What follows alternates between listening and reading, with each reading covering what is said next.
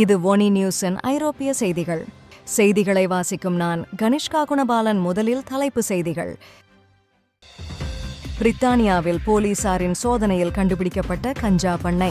பிரித்தானிய அரசு 2025ஆம் ஆண்டு முதல் 48 நாடுகளின் பயணிகளுக்கு அறிமுகம் செய்யும் புதிய டிஜிட்டல் அனுமதி முறைமை. பிரான்சில் போலீசார் சாரதி ஒருவரை கைது செய்யும் போது மூச்சு திணறி உயிரிழந்த சம்பவம். பேருந்தின் மீது ஒட்டப்பட்டிருந்த படத்தால் சர்ச்சை. கண்டனத்தை வெளிப்படுத்திய ஈரான். சமீபத்திய ஆய்வொன்றில் ஜெர்மனியின் அரசியல் எதிர்காலம் குறித்து மக்கள் மத்தியில் கவலை அதிகரித்துள்ளதாக தெரிவிப்பு. தொடர்வன விரிவான செய்திகள். இன்றைய செய்திகளுக்கு பிரதான அனுசரணை வழங்குபவர்கள் பாடுகா டாக்ஸ் கன்சல்டிங். சுவிட்சர்லாந்திலும் உலகளாவிய ரீதியில் தனிநபர்களுக்கும் சிறிய மற்றும் நடுத்தர நிறுவனங்களுக்கு ஃபினான்ஷியல் மற்றும் அக்கவுண்டிங் சேவைகளின் மூலம் முழுமையான மற்றும் நம்பகத்தன்மையான நிதி தீர்வுகளை வழங்குகிறோம். எங்கள் சேவைகளில் accounting, taxation, HR solutions, payroll, controlling, reporting மற்றும் இன்டரிம் ஃபைனான்சியல் மேனேஜ்மெண்ட் ஆகியவை உள்ளது. எங்கள் மார்க்கெட் அனுபவத்துடன் கூடிய புதுமையான அணுகுமுறைகள் மூலம் உங்கள் பிசினஸின் நிதித்துறையில் வழிகாட்டியாக செயல்படுகிறோம். உங்கள் நிதி நலனை முதன்மையாக கருதுவதோடு நிதி மற்றும் கணக்கியல் துறையின் சிறந்த வருங்காலத்தை உருவாக்கும் முனைப்புடன் செயல்படுகிறோம். உங்கள் பிசினஸ் நிதி எதிர்காலத்தை வடிவமைக்க இன்றே எங்களுடன் இணைந்திடுங்கள். பாடுகா டாக்ஸ் கன்சல்டிங் உங்கள் நிதி முன்னேற்றத்துக்கான முழுமையான தீர்வு. இன்றைய தொழில்நுட்ப வளர்ச்சிக்கு ஏற்ப உங்கள் வியாபாரத்தை மேம்படுத்த நினைக்கிறீர்களா? அப்படியானால் சுவிஸ் நாட்டில் அமைந்துள்ள படுகா சாஃப்ட்வேர் சொல்யூஷனை இன்றே அணுகுங்கள். அனைத்து விதமான நிறுவனங்களுக்கும் தனிப்பட்ட வெப்சைட், அப்புருவாக்கம், cash register system, billing system மற்றும் ஆன்லைன் ஷாப்பிங்கான ஆப் அண்ட் வெப்சைட் என எல்லாவற்றையும் படுகா நிபுணர்கள் மூலம் உயர்தரத்திலும் மலிவான விலையிலும் நம்பிக்கையுடன் செய்து கொடுக்கிறார்கள்.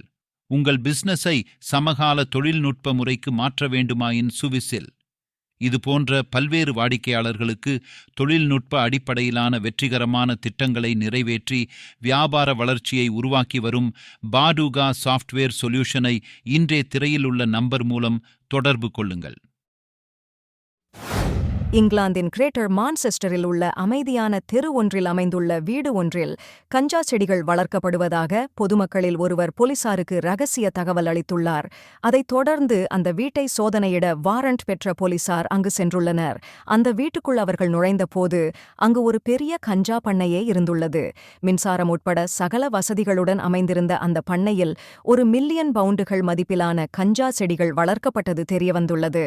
அந்த செடிகளை வளர்த்து வந்ததாக சந்தேகிக்கப்படும் 20 வயது ஒரு இளைஞரை போலீசார் கைது செய்துள்ளனர். தற்போது அந்த கஞ்சா செடிகள் கைப்பற்றப்பட்டு அழிக்கப்பட இருப்பதாக போலீஸ் அதிகாரிகள் தெரிவித்துள்ளனர்.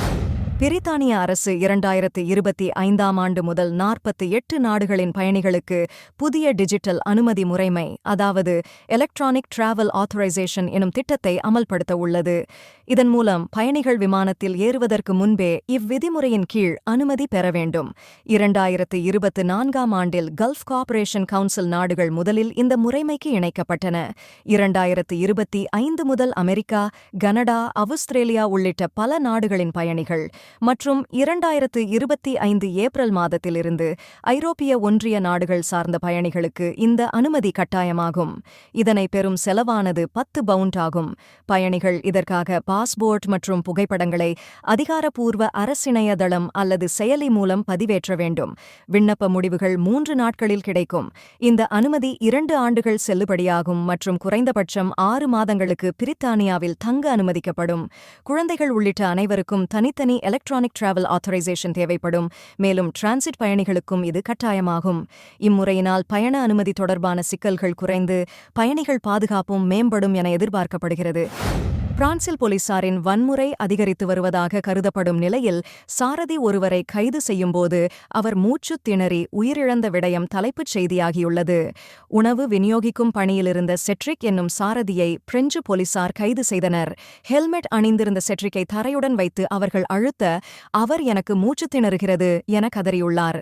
அதைத் தொடர்ந்து சுயநினைவிழந்து கவலைக்கிடமான நிலையில் மருத்துவமனையில் அனுமதிக்கப்பட்ட செட்ரிக் சில நாட்களுக்குப் பிறகு உயிரிழந்துவிட்டார். இந்நிலையில் வழக்கில் செட்ரிக்கை கைது செய்த போலீசார் 3 பேர் தற்போது நீதிமன்ற விசாரணைக்கு உட்படுத்தப்பட உள்ளார்கள். அவர்களுடன் நின்ற ஒரு பெண் போலீசார் மட்டும் வழக்கிலிருந்து விடுவிக்கப்பட்டுள்ளார். இந்த வழக்கு அமெரிக்காவில் ஜார்ஜ் ஃபிளாய்ட் என்பவர் கழுத்தில் போலீசார் காலை வைத்து அழுத்தியதால் அவர் உயிரிழந்த வழக்கை நினைவூட்டும் வகையில் அமைந்துள்ளதால் பெருமளவில் கவனம் ஈர்த்துள்ளது குறிப்பிடத்தக்கது. பிரான்ஸ் நாட்டில் பேருந்து ஒன்றில் ஒட்டப்பட்டிருந்த ஒரு படம் ஈரானுக்கு கோபத்தை ஏற்படுத்தியுள்ளது. தெற்கு பிரான்சிலுள்ள பேசியர்ஸ் நகரிலுள்ள பேருந்துகளில் குப்பைகளை வெவ்வேறாக பிரித்து போடுவதை குறித்து மக்களுக்கு விழிப்புணர்வு ஏற்படுத்துவதற்கான போஸ்டர்கள் ஒட்டப்பட்டுள்ளன. விடயம் என்னவென்றால், குப்பைகளை பிரித்து போட மறக்காதீர்கள் என எழுதப்பட்டுள்ள அந்த போஸ்டர்களில் ஈரானின் உச்ச தலைவரான கமேனி, ரஷ்ய ஜனாதிபதி புடின் மற்றும் வடகொரிய ஜனாதிபதி கிம் ஜான் உன் ஆகியோரின் படங்களும் இடம்பெற்றுள்ளன. பேருந்துகளில் ஒட்டப்பட்டுள்ள இந்த படங்கள் சமூக ஊடகங்களில் வெளியாக ஈரான் அதற்கு கடும் கண்டனம் தெரிவித்துள்ளது. ஈரான் வெளியுறவு அமைச்சகத்தில் மேற்கு ஐரோப்பாவுக்கான டைரக்டர் ஜெனரலாக பொறுப்பு வகிக்கும் மஜிட் நீலி, அந்த பிரெஞ்சு நகரத்தின் செயல் தங்கள் நாட்டின் புனிதத்தன்மையையும் தங்கள் நாட்டவர்களையும் அவமதிக்கும் விதத்தில் உள்ளதாக கூறி அதற்கு கடும் கண்டனம் தெரிவித்துள்ளார். இத்தகைய கோபத்தை தூண்டும் செயல்கள் மீண்டும் நடக்காமல் இருக்கும் வகையில் தக்க நடவடிக்கை எடுக்க வேண்டும் என அவர் பிரான்ஸ் அரசையும் கேட்டுக்கொண்டுள்ளார். ஜேர்மனியின் அரசியல் எதிர்காலம் குறித்து மக்கள் மத்தியில் கவலைகள் அதிகரித்துள்ளதாக சமீபத்திய ஆய்வொன்று வெளிப்படுத்துகிறது. அடுத்த மாதம் 23ஆம் தேதி நடைபெறவுள்ள பொதுத் தேர்தலுக்கு முன் மக்கள் அரசியல் நிலைமை மற்றும் தலைமைக்கு எதிரான தங்களின் கருத்துக்களை பகிர்ந்துள்ளனர். யூகோவ் ஆய்வமைப்பு நடத்திய ஆய்வில் 35% மக்கள் தேர்தல் மற்றும் அரசியல் நிலைமை குறித்து கவலையுடன் இருப்பதாகவும் 15% பேர் அரசியல் தலைவர்களின் செயல்பாடுகள் குறித்து விரக்தி அடைந்துள்ளதாகவும் தெரிவிக்கின்றனர். ஆளும் ஓலாஃப் ஷோல்ஸ் அரசின் மீது நம்பிக்கை குறைவாக இருப்பது பெரிய பிரச்சனையாக பார்க்கப்படுகிறது. ஆய்வில் பங்கேற்றவர்களில் 50% பேர் அடுத்த ஆட்சி கூட்டணியில் ஷோல்ஸ் கட்சி இருக்கக்கூடாது என்று தெரிவித்துள்ளனர். மேலும் 45% பேர் நாட்டின் தற்போதைய பொருளாதார பிரச்சினைகளுக்கு ஷோல்ஸ் அரசே காரணம் என கருதுகிறார்கள். இந்நிலையில் இந்த ஆய்வு ஜேர்மனிய அரசியல் மேலாண்மை குறித்து பொதுமக்களின் நம்பிக்கையில் இருந்த தளர்வையும் எதிர்கால அரசியல் மாற்றங்களின் அவசியத்தையும் வலியுறுத்துகிறது.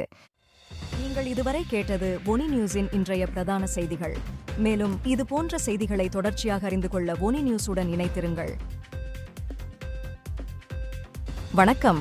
ஒனி ஆப்புக்கு வரவேற்கின்றோம். உலகம் முழுவதும் உள்ள தமிழர்களை இணைக்கும் ஒரு தமிழர் தளம். உங்களுக்கு அருகில் நடைபெறும் கலாச்சார நிகழ்வுகளை காணவும், உலகெங்கிலும் உள்ள தமிழ் மக்களுடன் உங்கள் நெட்வொர்க்கை விரிவாக்கவும், தமிழ் கலாச்சாரத்தின் பரந்த மரபுகளை அறிந்து கொள்வதுடன் செய்திகள், அருகிலுள்ள வியாபார நிலையங்கள், நாணய மாற்று வீதங்கள் மற்றும் உலகம் முழுவதும் உள்ள தமிழர்களை ஒன்றிணைக்கும் வகையில் பல்வேறு அம்சங்கள் உள்ளன. இது நமது அற்புதமான வரலாற்றையும் கலாச்சாரத்தையும் கொண்டாட ஒரு இனிமையான இடமாக இருக்கும். இப்போதே ஒனி ஆப்பை பிளே ஸ்டோர் அல்லது அப் ஸ்டோரில் டவுன்லோட் செய்யுங்கள்.